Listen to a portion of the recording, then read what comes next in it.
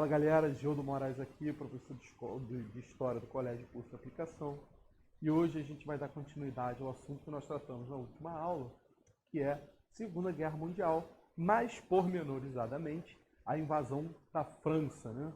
Então, como eu tinha dito a vocês, a Alemanha não tinha intenção de atacar a França pela linha Marnot, que era uma linha protetiva ali estabelecida entre as fronteiras, né? Ela domina a região da Bélgica, né? A região de Flandres, domina os Países Baixos e por ali eles atacam os franceses. As costas, vamos dizer assim, né?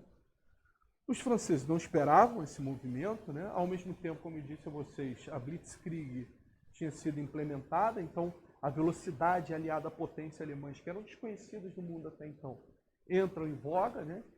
E aí a máquina de guerra alemã, muito bem sucedida, começa a operar. Em 8 semanas, a França é derrotada, né? Inclusive com certos requintes de crueldade no sentido simbólico da palavra, tá, pessoal? Pra vocês terem uma ideia, por exemplo, o Hitler fez questão de espizinhar a França o quanto ele pôde, né? Sacanear a França o quanto ele pôde.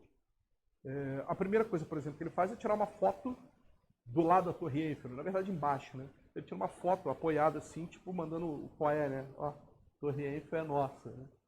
Segundo, vocês lembram do Tratado de Versalhes, que eu comentei com vocês? Então, ele é um tratado impositivo, violento e tal, e grande parte da violência do tratado se dava à França, né?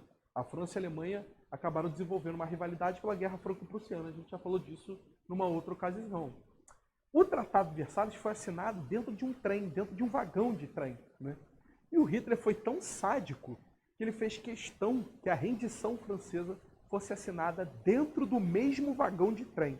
Ele mandou resgatar o vagão de trem, botou as autoridades francesas lá dentro e botou a galera para assinar. Veja bem, não é um acordo de paz não, tá? No caso da França, foi um acordo de rendição. A França se rendeu.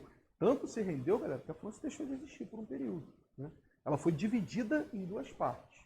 Uma parte foi anexada ao território alemão, inclusive Paris, que era, né, a menina dos olhos do Hitler. Lembra que o Hitler é um artista frustrado, né? Então, uma porção da França foi absorvida e se tornou parte do território alemão. Uma outra porção passou a se chamar República de Vichy, né? Porque a capital ficava na cidade de Vichy. E era o que a gente chama de governo colaboracionista. O que é um governo colaboracionista, professor? Significava que a República de Vichy era pró-Alemanha nazista, ela era uma aliada da Alemanha nazista.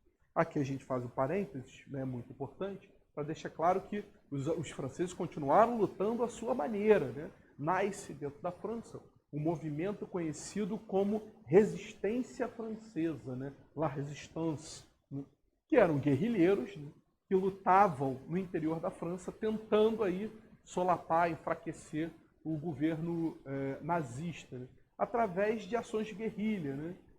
Atentados à bomba, furto e roubo de elementos, insumos de guerra, né? Armas, munições, roupas. Então, a todo momento, ações táticas de sabotagem, né? Essa galera da resistência francesa, inclusive, ela ajudou muito a enfraquecer o poder nazista na França, e isso, por sua vez, né, vai ajudar os nazistas a serem derrotados lá no futuro. Tudo bem? E aí o que a gente olha? Quando você olha o mapa da Europa Ocidental em 42, né, você vai ver que o Ocidente europeu é todo nazista. Pensa num país aí da Europa Ocidental. Se o governo não é pró-nazista, como Espanha e Portugal, por exemplo, né, ele vai ter sido dominado pelos nazistas. França, Holanda, Dinamarca, Suécia, um pedaço da Polônia, né? A Itália era pró-nazista, né, do Mussolini. O que nos leva, inclusive, ó, eu até botei aqui para vocês, cadê? Acho que está, ver se está nesse ou no outro. Enfim. Aqui, ó, achei. Está aqui, ó, galera. Ó, inclusive, o auxílio alemão aos italianos, lá na África, força o Hitler a criar uma unidade de combate especializada apenas no combate no deserto. Como eu botei lá no material, ó, é o Africa Corps, né? O Afrika Korps ficou famoso pelo símbolo, que era a suástica nazista e um coqueirinho em cima. Né? Eram especializados apenas no combate no deserto. É engraçado que, no primeiro momento, o Hitler nem tem interesse na África. Né? O Mussolini, tentando parecer sinistro da guerra, invade a Etiópia, toma um pau. Inclusive, a Etiópia é a única nação africana que nunca foi colonizada. Né? Ele toma um pau para os etíopes, né? Perde feio para os etíopes. Os nazistas vão lá socorrer o Mussolini. E, ao socorrerem o Mussolini, acabam dominando ali toda a bacia do Mediterrâneo, que domina o Maghreb, né? Que é o norte da África. E aqui eu coloquei para vocês, ó. Vocês devem olhar aí mais tranquilamente o mapa. Tá vendo essa região toda vermelha aí, ó? Claro, o vermelho claro é soviético, né? Mas esse vermelho mais denso, mais rubro, isso tudo aí, galera, é nazista. Certo? Inclusive aqui embaixo também, norte da África. Essa galera toda é nazista. E aí, qual é a compreensão que a gente tem? O mundo está apavorado com isso, né, pessoal? O mundo está olhando e pensando, quem pode parar a máquina de guerra nazista? Então, o primeiro pensamento é Inglaterra. Errado. Hitler havia deflagrado uma operação conhecida como Operação Lion Sea, né? Ou Leão Marinho, se você preferir. E essa invasão nada mais era do que a invasão da Inglaterra, né? A invasão daqui, ó, daqui de cima, da Grã-Bretanha, lá em cima. O problema era o seguinte, o poderio naval britânico, aqui os alemães até mandavam, porque eles já haviam dominado essa parte e essa. Então, em termos de Mediterrâneo, ok, os alemães mandavam. Mas aqui é Atlântico aberto. Ó. No Atlântico aberto era mais difícil, os alemães até patrulhavam essa área, mas mais para cima não. E você está falando com a marinha mais poderosa do planeta Terra, né? Talvez hoje ela partilhe desse poder com os Estados Unidos, mas durante muito tempo a Inglaterra foi a rainha dos mares, a senhora dos mares. Inclusive não só com a sua competência militar, né, com a sua competência técnica, mas também com a experiência. Né? Desde lá da vitória contra a invencível armada espanhola, no governo da Elizabeth I, que os britânicos não têm um rival à altura. Né? Vão ali se bater rapidamente contra os franco-espanhóis, lá na Guerra Napoleônica, a Batalha de Trafalgar, mas ela é um episódio e ainda assim eles saem vencedores. Né? Então, como é que eu vou invadir a Inglaterra se em termos marítimos ela está muito bem protegida, lembrando que ela é uma ilha? Né? Então você tem que passar pelo oceano para atacá-la. Bom, Hitler escolhe bombardeios intensos. Né? A Luftwaffe, a Força Aérea Alemã recém-construída, né? com seus... Eu sempre esqueço o nome dos aviões nazistas, então eu vou lembrar daqui a pouco, uma questão técnica só.